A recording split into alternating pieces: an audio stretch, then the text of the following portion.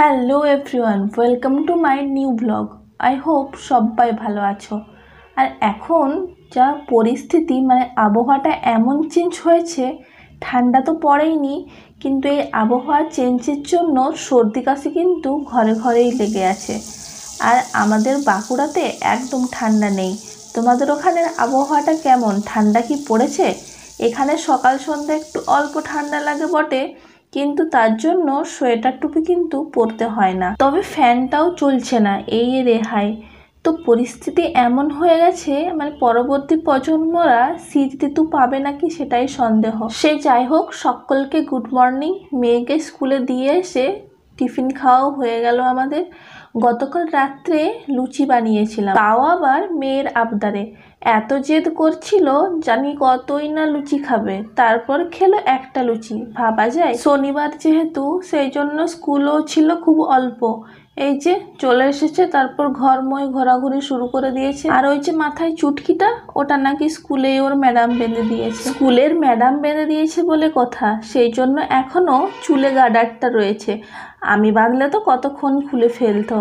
সে যাই হোক, এদিকে আমার রান্নাও কিন্তু অনেকটা এগিয়ে গেছে। বানিয়েছি মাছে আলুর একটা সবজি, আর এই লাল শাকগুলোর একটা তরকারি বানিয়েছি, আর বানিয়েছি অল্প করে একটু পোস্ত, আর তিলের বড়া আর ডাল। কারণ আজ আমার বাড়িতে এসেছে আমার শ্বশুর মশাই, আর শ্বশুর মশাই এসেছে যেহেতু, মেয়ের তো খুশির কোনো ঠিক ঠিকানাই নেই। এই যে দাদুর সঙ্গে ভাত খেতে বসে পড়েছে, তারপর আস্তে আস্তে বিকেল হয়ে গেল। আর এদিকে আমার মেয়েও ঘুম থেকে উঠে পড়েছে, আর জানালার সামনে উঠে দেখছে এখানে বাচ্চাগুলো ক্যারাটে শিখছে। আমাদের এখানে হাউসিংয়ের এই যে দুর্গা মন্দির রয়েছে, এখানেই ক্যারাটে শেখানো হয়, কিন্তু আজ কি জানি কোন কারণে এই গ্রাউন্ডে এসেছে।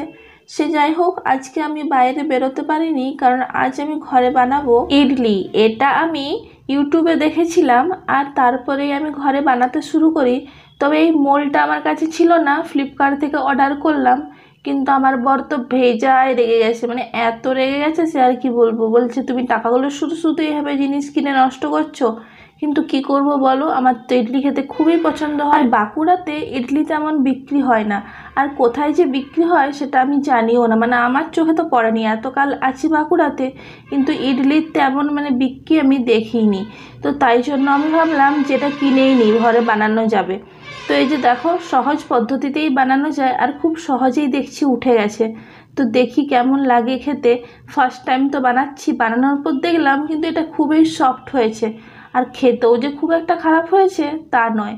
ঘরে একটু চেষ্টা করলেই এরকম জিনিস কিন্তু সহজেই বানানো যায়, তাই না? একটু পরিশ্রম লাগে বটে, এই আর কি। আমার মতো ইডলি খেতে কার কার পছন্দ কমেন্ট করবে কেমন। আর তোমরা যারা এখনও আমার পেজটা এখনও ফলো করে দাওনি, প্লিজ একটু ফলো করে আমার পাশে থাকবে। ওদিকে আমার মেয়ে খেলতে যেতে পারেনি বলে খুবই কান্না করছে, নিজেই জামা চেঞ্জ করে বসে আছে যে চলো এরপর বাইরে খেলতে।